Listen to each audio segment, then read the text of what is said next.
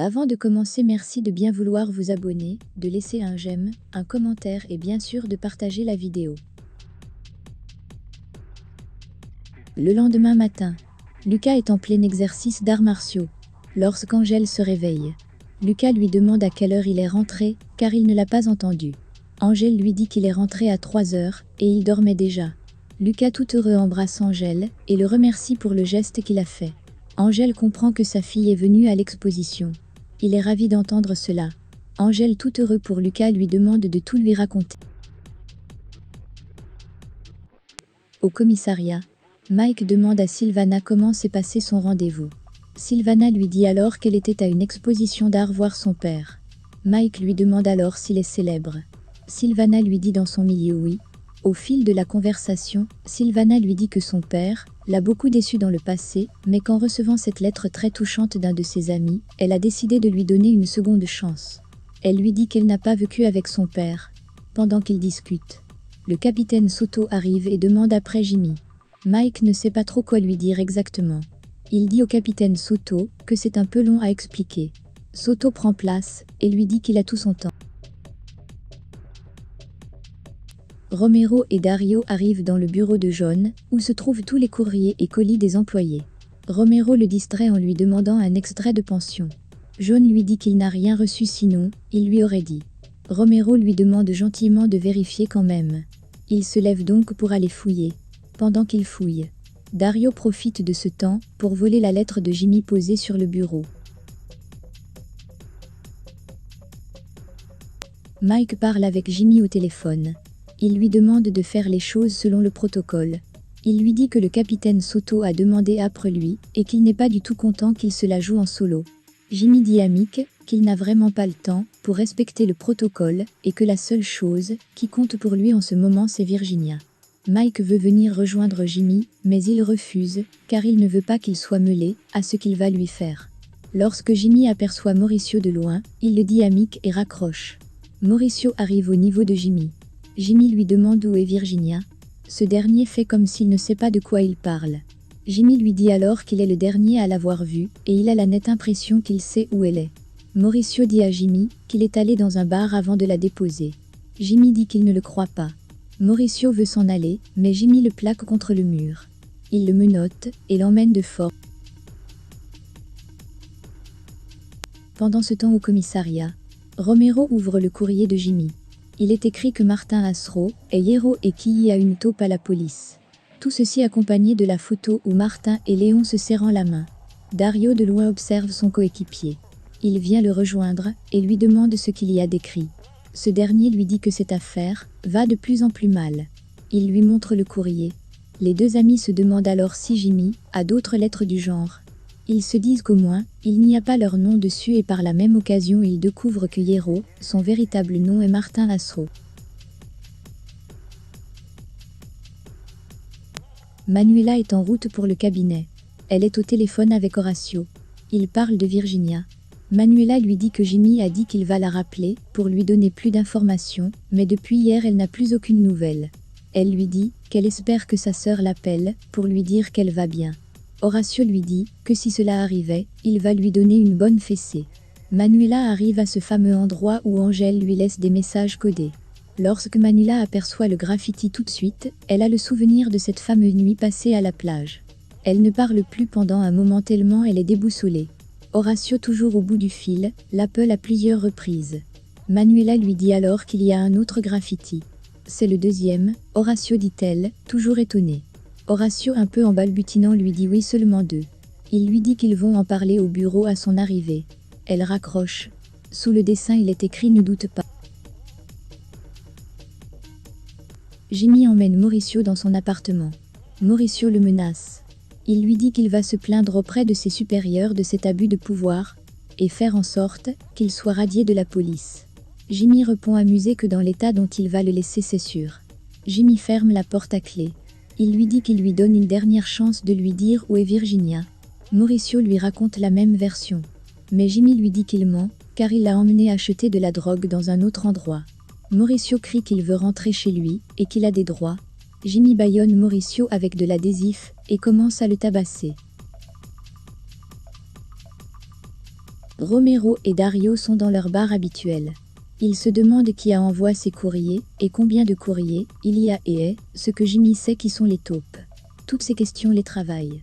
Ils décident donc d'appeler Carmelo pour lui faire part de leur découverte. De l'autre côté, Mauricio décide de parler. Jimmy décide de lui enlever l'adhésif et lui interdit de crier. Mauricio dit à Jimmy qu'il a dû la laisser dans ce quartier où on vend de la drogue. Il lui raconte qu'après que Ota ait dit à Virginia qu'il n'avait pas de drogue, il l'a emmenée au quartier hispanique. Il lui explique qu'elle est descendue de la voiture quand il était absent. Il lui dit qu'il n'en sait pas plus. Mauricio explique à Jimmy qu'il l'a cherché partout et que des gars l'ont menacé. Il ne pouvait rien faire. Jimmy réalise bien le danger dans lequel se trouve Virginia. Jimmy lui dit alors qu'il va aller lui montrer l'endroit exact où il l'a abandonnée. Mauricio est d'accord et supplie Jimmy de ne plus le frapper. À l'entreprise des Davila, Martin explique à son frère ce qui se passe avec la disparition de Virginia. Il lui dit que Jimmy sait que Mauricio a menti et qu'en ce moment, il doit lui mettre la pression pour parler. Christian dit à son frère que Mauricio aurait dû appeler la police. Martin lui demande ce qu'il aurait bien pu dire à la police, car il l'a emmené acheter de la drogue, ce qui est un délit. Martin demande à Christian de lui dire plutôt où il en est avec l'appartement de Marina. Christian lui dit qu'il a le choix entre deux, mais il préfère que Martin lui-même fasse le choix, pour éviter ce qui s'est passé lors de la première visite. Au bar, Romero appelle Carmelo. Il lui dit qu'ils doivent se voir. Carmelo lui demande s'ils ont une information importante. Il lui répond que c'est l'information la plus importante qu'ils ont déjà eue jusqu'à présent. Carmelo est sceptique, mais finit par accepter. En effet, Romero et Dario ont en tête de soutirer un maximum d'argent à Hierro pour s'en aller de la ville, avant que cette affaire n'explose, et par la même occasion se venger de l'arrogance de Carmelo, et son patron qu'il ne voit jamais et qui décide tout. Manuela arrive au cabinet. Elle demande à Horacio pourquoi tout à l'heure, elle a eu l'impression qu'il doutait du nombre total des graffitis. Horacio fait mine de ne pas savoir de quoi elle parle. Mais Manuela insiste. Il contourne la question et lui demande ce que ce graffiti voulait dire. Elle lui dit « cette fameuse nuit au bord de la plage ». Horacio encore une fois veut suggérer que ce ne soit pas forcément un message pour elle. Mais Manuela insiste et lui dit que le feu et le bracelet, ce sont deux choses qui étaient importantes dans leur relation. Horacio lui avoue donc qu'elle a peut-être raison. Il lui dit que ces graffitis sont peut-être des messages pour elle. Il lui avoue qu'en réalité, il y en a eu un troisième. Manuela est abasourdie. Manuela lui dit qu'elle n'a rien vu. Il lui dit oui, parce qu'il l'a fait repeindre. Il lui raconte alors tout. Manuela n'en revient pas. Jimmy emmène Mauricio dans un coin perdu. Il le plaque au sol, Mauricio croit qu'il va le tuer. Il supplie Jimmy. Mais Jimmy le libère. Une fois libre, Mauricio recommence à le menacer Jimmy de tout dire à ses supérieurs. Jimmy lui dit qu'il va avoir du mal à le prouver. Il lui dit que s'il est arrivé quelque chose à Virginia, il lui fera pire que ce qu'il lui a fait aujourd'hui. Il lui montre alors son pistolet et lui crie de s'en aller. Mauricio n'en demande pas plus et se met à courir. Tout de suite après, Jimmy appelle Mike. Il lui dit que Mauricio a tout avoué. Il lui donne l'adresse de l'endroit où Mauricio lui a dit l'avoir abandonné. Il demande à Mick de venir avec du renfort. Jimmy remonte dans sa voiture en disant « J'arrive mon amour ». Il démarre à toute vitesse. Mike va demander à Soto du renfort. Mais Soto veut d'abord savoir si Jimmy a suivi le protocole. Mike lui dit qu'il n'y a plus le temps pour cela, car la vie de Virginia est en jeu. Soto finit par céder. Topo raconte à Angel dans quelle joie Léon était hier à la taverne. Il lui dit que c'est sûr que lors de leur rendez-vous à la cave, il a reçu une bonne nouvelle. Christian emmène Martin visiter l'appartement qu'il a trouvé pour Marina. Martin trouve cela très beau, mais réchigne encore sur les détails. Au même moment, son téléphone sonne. C'est Léon. Ce dernier lui dit qu'il accepte, mais pas en dessous de 30%. Martin le traite d'imbécile et lui rappelle que 5%, c'est beaucoup et qu'il n'aurait pas plus. Léon sait qu'il est en position de force, il lui dit bonne chance alors. Martin lui propose donc 10%. Léon en rigole et lui dit qu'il accepte 20%, pas moins. Martin en parle quelques minutes avec Christian, ne voyant personne d'autre pour remplacer Léon. Il accepte.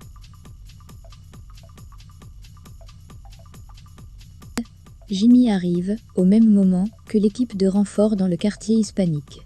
Il distribue à l'équipe sur place une photo de Virginia. Ils se dispersent et commencent à la chercher.